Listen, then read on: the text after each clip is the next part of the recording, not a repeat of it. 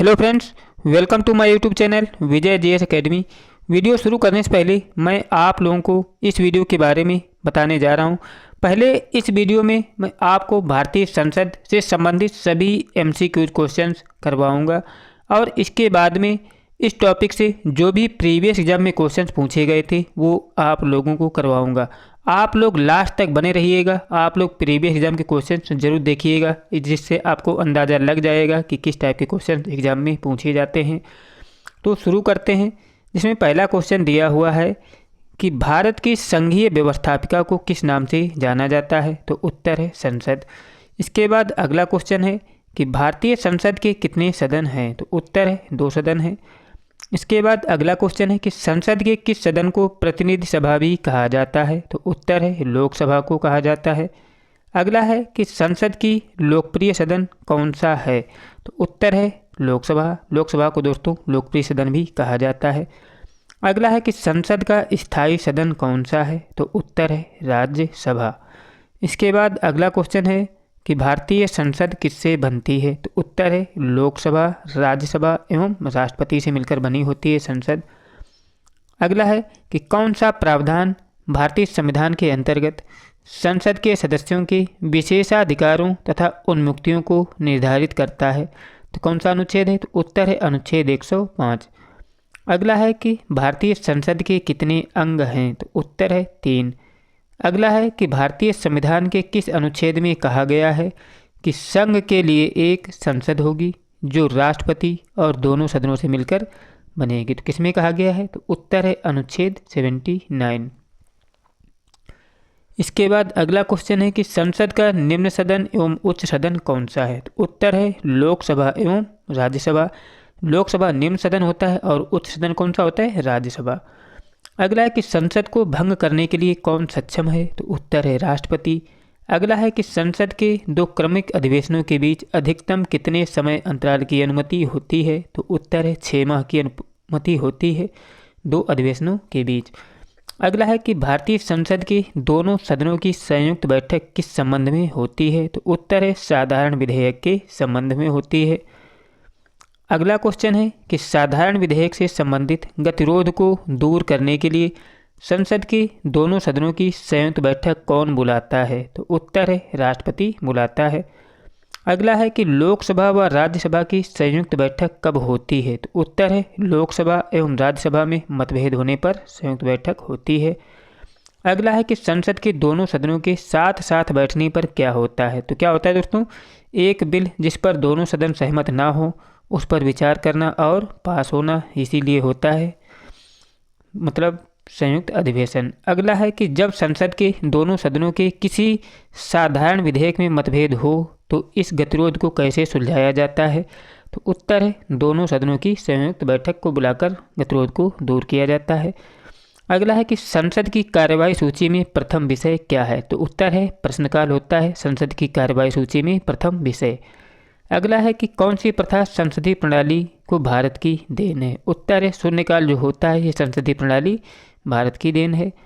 अगला है कि संसद के किसी सदस्य की सदस्यता तब समाप्त समझी जाती है यदि वह बिना सदन को सूचित किए अनुपस्थित रहता है। कितने दिन, 60 दिन अनुपस्थित रहता है तो उसकी सदस्यता रद्द कर दी जाती है। अगला है कि सांसदों के वेतन का निर्णय कौन करता है। तो उत्तर है संसद करता है।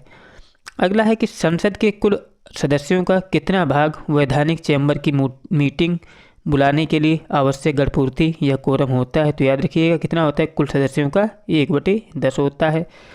अगला है कि संसदीय प्रणाली वाली सरकार को अन्य किस नाम से जाना जाता है। तो उत्तर है संघीय सरकार के नाम से जाना जाता है संसदीय प्रणाली वाली सरकार को। अब चलते हैं, देख लेते हैं अन्य क्वेश्चन क्या दिए हुए हैं। अब देखते हैं इसके प्रीवियस एग्जाम के क्वेश्चंस। यही बोल रहे थे कि प्रीवियस एग्जाम के क्वेश्चन कैसे पूछे जाते हैं। जिसमें पहला क्वेश्चन है कि भारत में संसद मिलकर निर्मित होती है। तो किससे मिलकर निर्मित होती है, पहले बता चुके हैं कि राष्ट्रपति, राज्यसभा और लोकसभा। तो क्या है 1, 2, 3। तो ऑप्शन नंबर ए राइट हो जाएगा। इसके बाद अगला क्वेश्चन है कि भारतीय संसद में निम्नलिखित में से कौन शामिल है। जैसा कि ऊपर क्वेश्चन बताया भी है कौन कौन शामिल होता है। तो दोस्तों क्या होता है, राष्ट्रपति एवं दोनों सदन लोकसभा एवं राज्यसभा शामिल होते हैं किसमें, संसद में। अगला क्वेश्चन है कि संसद के अधिकारियों में सम्मिलित हैं, तो संसद के अधिकारियों में कौन सम्मिलित होता है? लोकसभा अध्यक्ष होता है, उपाध्यक्ष भी होता है लोकसभा का, लोकसभा महासचिव होता है और अध्यक्ष राज्यसभा होता है। ये सभी संसद के अधिकारियों में सम्मिलित होते हैं।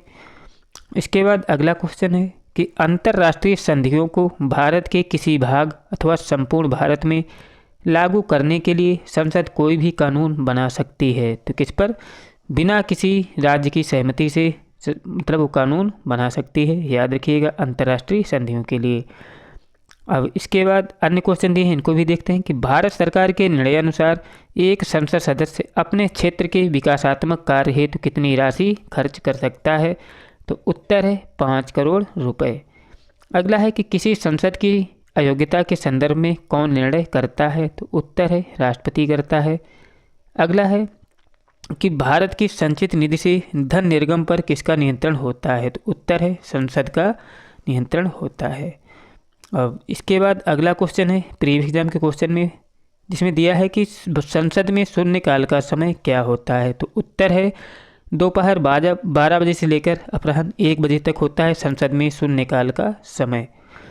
इसके बाद अगला क्वेश्चन है कि राज्यसभा में धन विधेयक प्राप्त होने के कितने दिनों के अंदर इसे लोकसभा में वापस किया जाना चाहिए? तो उत्तर है 14 दिनों के अंदर राज्यसभा को बिल को वापस कर देना चाहिए, नहीं तो वो ऑटोमेटिक पास हो जाएगा। अगला है कि संसद के दोनों सदनों के संयुक्त अधिवेशन की अध्यक्षता कौन करता है? तो उत्तर है स्पीकर करता है संयुक्त अधिवेशन की अध्यक्षता। और कौन बुलाता है? ये बता चुके हैं, बुलाता है राष्ट्रपति। अगला है कि निम्नलिखित में से कौन संसद के संयुक्त सत्र की अध्यक्षता करने हेतु अधिकृत है? तो अभी बता चुके हैं, जो लोकसभा का अध्यक्ष होता है ये संयुक्त सत्र की क्या करता है? अध्यक्षता करता है। अगला क्वेश्चन है कि निम्नलिखित भारतीय राजनीतिक व्यवस्था में कार्यपालिका के अधीन रहकर कौन कार्य करता है? तो उत्तर है न्यायपालिका जो है वो कार्यपालिका के अधीन रहकर कार्य करता है। अगला है कि भारत की पार्लियामेंट अर्थात संसद का उद्घाटन कब हुआ था? तो उद्घाटन कब हुआ था? जो पुरानी वाली संसद है उसका उद्घाटन हुआ था 1927 में। अगला है कि संसद के दोनों सदनों का सत्रावसान कौन करता है? तो उत्तर है लोकसभा अध्यक्ष करता है। अब देखते हैं राष्ट्रपति से संबंधित क्वेश्चंस, फिर इसके प्रीवियस एग्जाम क्वेश्चंस भी देखेंगे, जिसमें क्वेश्चन नंबर 1 दिया है कि भारत में कार्यपालिका का अध्यक्ष कौन होता है? तो उत्तर है राष्ट्रपति होता है। अगला है कि राष्ट्रपति पद्धति में समस्त कार्यपालिका की शक्तियाँ किसमें निहित होती हैं? तो उत्तर है राष्ट्रपति में निहित होती हैं कार्यपालिका की शक्तियाँ। अगला है कि भारतीय संविधान के अनुसार देश का प्रथम नागरिक कौन होता है? तो उत्तर है राष्ट्रपति। राष्ट्रपति जो होता है ये देश का प्रथम नागरिक होता है। इसके बाद अगला क्वेश्चन क्या दिया हुआ है? अगला क्वेश्चन दिया है कि भारतीय संविधान के अनुसार संघ की कार्यपालिका शक्तियाँ किसमें निहित होती हैं? तो उत्तर है राष्ट्रपति में संघ की कार्यपालिका शक्तियाँ। अगला है कि भारतीय सेनाओं का सर्वोच्च सेनापति कौन होता है? तो उत्तर है राष्ट्रपति। अगला है कि भारत के राष्ट्रपति निर्वाचित होने के पात्र बनने के लिए किसी व्यक्ति की आयु पूर्ण होनी चाहिए, कितनी? 35 वर्ष होनी चाहिए राष्ट्रपति का चुनाव लड़ने के लिए या राष्ट्रपति बनने के लिए। अगला है कि राष्ट्रपति का निर्वाचन किस प्रकार से होता है? तो उत्तर है अप्रत्यक्ष रूप से होता है राष्ट्रपति का निर्वाचन। अगला है कि राष्ट्रपति पद के निर्वाचन हेतु कौन सी पद्धति अपनाई जाती है? तो उत्तर है समानुपातिक प्रतिनिधित्व एवं एकल संक्रमणीय मत पद्धति का प्रयोग होता है राष्ट्रपति के निर्वाचन में। अगला है कि राष्ट्रपति पद के चुनाव संबंधी विवाद को किसे निर्देशित किया जाता है? तो उत्तर है उच्चतम न्यायालय को निर्देशित किया जाता है। अगला है कि राष्ट्रपति पद के चुनाव के लिए प्रस्तावक एवं अनुमोदकों की कम से कम कितनी संख्या होनी चाहिए? तो उत्तर है 50-50 अनुमोदक एवं प्रस्तावक होने चाहिए। अगला है कि राष्ट्रपति पद का चुनाव संचालित किया जाता है किसके द्वारा? उत्तर है चुनाव आयोग के द्वारा। अगला है कि भारत में किसके चुनाव में आनुपातिक प्रतिनिधित्व चुनाव प्रणाली अपनाई जाती है? तो उत्तर है राष्ट्रपति के चुनाव में अपनाई जाती है। अगला है कि राष्ट्रपति चुनाव संबंधी मामले किसके पास भेजे जाते हैं? तो उत्तर है उच्चतम न्यायालय के पास भेजे जाते हैं। अगला है कि भारत के राष्ट्रपति का चुनाव कितने वर्षों के लिए होता है? तो उत्तर है 5 वर्षों के लिए होता है। अगला है कि राष्ट्रपति के निर्वाचन के लिए गठित निर्वाचक मंडल में सम्मिलित होते हैं, कौन होते हैं? स्थानीय संसद एवं राज्य विधानसभाओं के सभी निर्वाचित सदस्य होते हैं। दोस्तों, अगर आपको मेरे द्वारा करवाए जा रहे क्वेश्चन अच्छे लग रहे हो तो सहयोग करने के लिए मेरा यूट्यूब चैनल जरूर सब्सक्राइब कर लें। वीडियो अच्छा लग रहा है तो लाइक भी कर दें और अपने दोस्तों के पास शेयर कर दें। मैं ज़्यादा सब्सक्राइब और लाइक करने के लिए नहीं बोलूँगा, ये आप लोग खुद समझदार हैं। जैसा लगे आप लोग जरूर करिएगा। अगला है कि राष्ट्रपति पर महाभियोग का आरोप संसद के किस सदन द्वारा लगाया जाता है? तो उत्तर है संसद के किसी भी सदन द्वारा लगाया जा सकता है राष्ट्रपति पर महाभियोग का आरोप। अगला है कि राष्ट्रपति को हटाया जा सकता है, कैसे हटाया जा सकता है? महाभियोग के द्वारा हटाया जा सकता है। अगला है कि कार्यकाल पूर्ण होने से पहले राष्ट्रपति को उनके पद से कौन हटा सकता है? तो उत्तर है संसद द्वारा महाभियोग लगाकर राष्ट्रपति को हटाया जा सकता है। अगला है कि राष्ट्रपति को कौन पद और गोपनीयता की शपथ दिलाता है? तो उत्तर है भारत का मुख्य न्यायाधीश राष्ट्रपति को पद एवं गोपनीयता की शपथ दिलाता है। अगला है कि राष्ट्रपति अपना त्यागपत्र किसे सौंपता है? तो उत्तर है उपराष्ट्रपति को सौंपता है राष्ट्रपति अपना त्यागपत्र। अगला है कि राष्ट्रपति का रिक्त स्थान भर लिया जाना चाहिए, कितने? 6 माह में भर लिया जाना चाहिए। अगला है कि भारतीय राष्ट्रपति के सर्वसम्मत से चुने जाने तक अभी तक एकमात्र उदाहरण है, तो कौन सा है दोस्तों? नीलम संजीव रेड्डी हैं भारत के सर्वसम्मति मतलब निर्विरोध चुने जाने वाले राष्ट्रपति। अगला है कि स्वतंत्र भारत के प्रथम राष्ट्रपति किस राज्य से थे? उत्तर है बिहार राज्य से थे।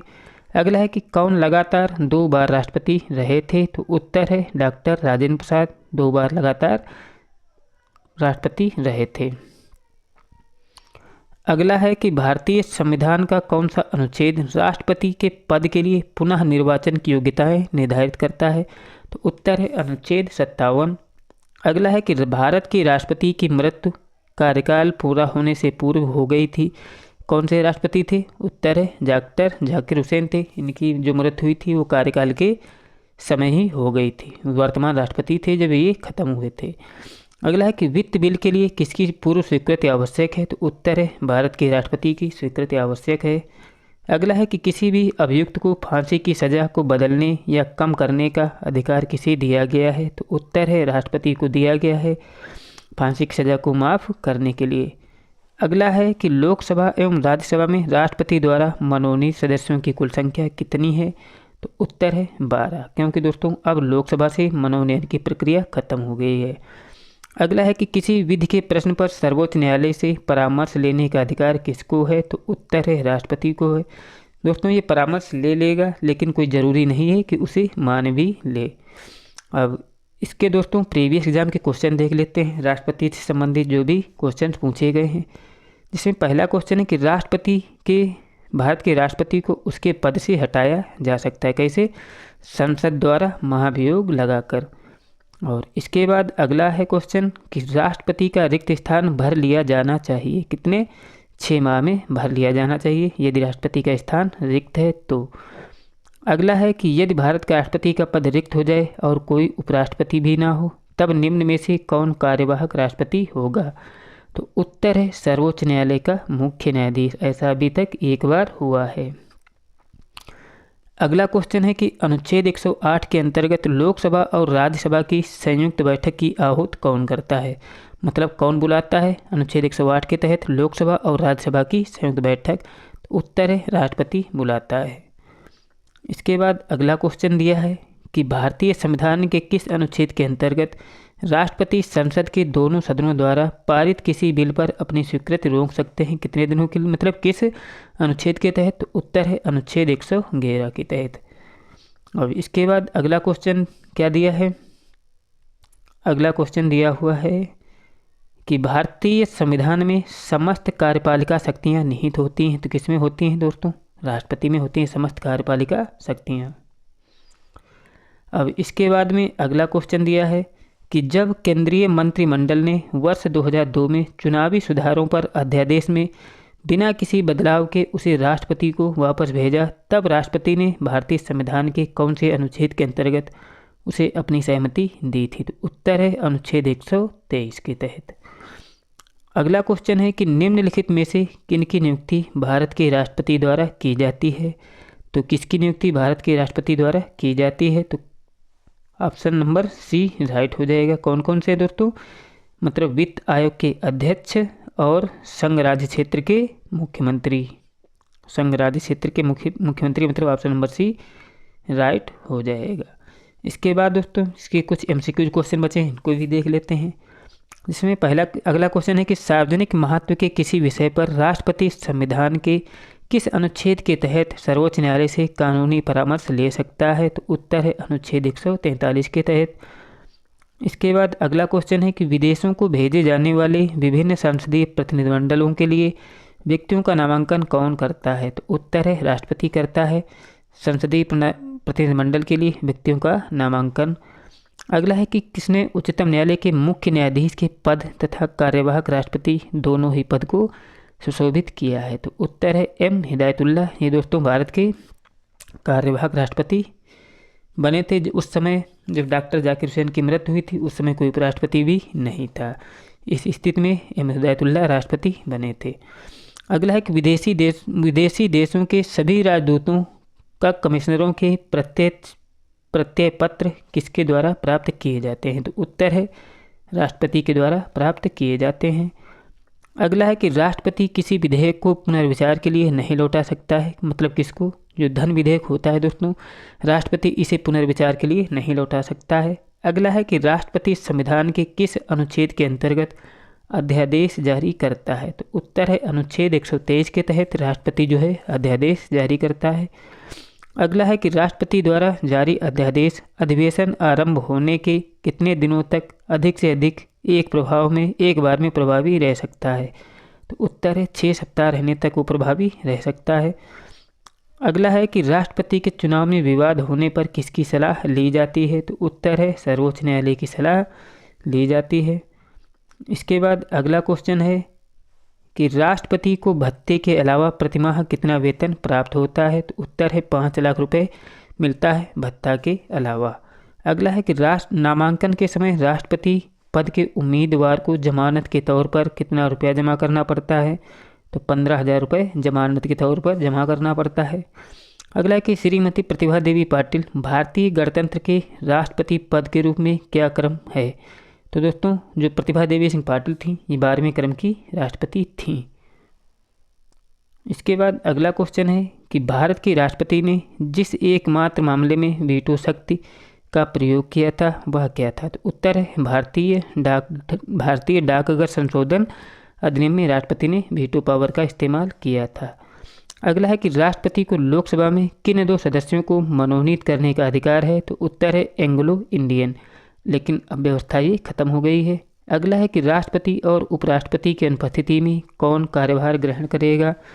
तो उत्तर है सर्वोच्च न्यायालय का मुख्य न्यायाधीश जो है राष्ट्रपति और उपराष्ट्रपति की अनुपस्थिति में कार्यभार ग्रहण करेगा। अगला है कि लोकसभा द्वारा पारित विधेयक यदि राष्ट्रपति लोकसभा का पुनर्विचार के लिए लौटाता है और राज्यसभा उसे पूर्ववत पास करके राष्ट्रपति के पास भेज देता है तो राष्ट्रपति क्या होगा? अनुमति दे देगा। अगला है कि अध्यादेश जारी करने का अधिकार राष्ट्रपति को कौन सा अधिकार है? तो उत्तर है विधायी अधिकार है अध्यादेश जारी करने का राष्ट्रपति का अधिकार। अगला है कि भारत एक गणतंत्र है, इसका अर्थ क्या है? तो उत्तर है कि भारत में कोई वंशानुगत शासन नहीं है। अगला है कि एक विधेयक जो संसद में प्रस्तुत किया जाता है और कौन सी क्रिया के बाद अधिनियम बन जाता है? मतलब जो कोई विधेयक होता है संसद में प्रस्तुत किया जाता है और क्या होता है जब वो अधिनियम बन जाता है? जब होता है दोस्तों राष्ट्रपति अपनी सहमति देता है उसके बाद वो अधिनियम बन जाता है। अगला है कि भारत के राष्ट्रपतियों में से कौन कुछ समय के लिए गुट निरपेक्ष आंदोलन के महासचिव भी थे? तो उत्तर है ज्ञानी जैल सिंह, ये कुछ समय के लिए गुट निरपेक्ष आंदोलन के महासचिव भी थे। अगला है कि लाभ पद के निर्णय कौन करेगा? तो ये करता है दोस्तों संघीय संसद करेगा लाभ के पद का निर्णय। अगला है कि किसी भौगोलिक क्षेत्र को अनुसूचित क्षेत्र घोषित करने का संवैधानिक अधिकार किसको है? तो उत्तर है राष्ट्रपति को है किसी भी भौगोलिक क्षेत्र को अनुसूचित क्षेत्र घोषित करने का अधिकार। अगला है कि युद्ध की घोषणा या शांति का फैसला करने में कानूनी रूप से कौन सक्षम है? तो उत्तर है राष्ट्रपति। अगला है कि एक ही व्यक्ति को कितनी बार राष्ट्रपति बनाया जा सकता है? तो उत्तर है जब तक वो जिंदा रहे। अगला है कि भारत के प्रथम राष्ट्रपति कौन थे? तो उत्तर है डॉक्टर राजेंद्र प्रसाद। अगला है कि भारतीय गणतंत्र का कौन सा राष्ट्रपति था जो सदा भारतीय धर्म निरपेक्षता का सर्वधर्म संभाव करता रहा? तो उत्तर है डॉक्टर एस राधाकृष्णन ऐसे राष्ट्रपति थे जो सदा भारतीय धर्मनिरपेक्षता की सार्वभौम से संभाव कहता था। इसके बाद अगला क्वेश्चन है कि भारत सरकार का संवैधानिक अध्यक्ष कौन है? तो उत्तर है राष्ट्रपति होता है संवैधानिक अध्यक्ष। अगला है कि भारत के पहले राष्ट्रपति के रूप में डॉक्टर राजेंद्र प्रसाद का चुनाव किया गया था। कैसे चुनाव किया गया था? संविधान सभा द्वारा किया गया था डॉक्टर राजेंद्र प्रसाद का चयन। अगला है कि यदि भारतीय उपराष्ट्रपति अपना त्यागपत्र करने का निर्णय लेता है तो वे अपना त्यागपत्र किसे संबोधित करके लिखेंगे? तो उत्तर है राष्ट्रपति को। अगला है कि जब राष्ट्रपति और उपराष्ट्रपति दोनों के पद खाली हों तो पद पर अस्थायी रूप से कौन काम करता है? तो उत्तर है भारत का मुख्य न्यायाधीश काम करता है। और अगला क्वेश्चन है कि भारत के राष्ट्रपति पर महाभियोग लगाने का अधिकार किसको है? तो उत्तर है संसद के दोनों सदनों को है। अगला है कि भारत में राष्ट्रपति राज्यसभा के कितने सदस्यों को मनोनीत करता है? तो उत्तर है 12 सदस्यों को मनोनीत करता है। दोस्तों, मेरे द्वारा कराए गए क्वेश्चंस यदि आपको अच्छे लगे हों तो प्लीज़ चैनल को ज़रूर सब्सक्राइब कर दें। वीडियो अच्छा लगा तो लाइक भी करें और अपने दोस्तों के पास शेयर करें। मिलते हैं नए वीडियो के साथ, तब तक के लिए जय हिंद, जय भारत।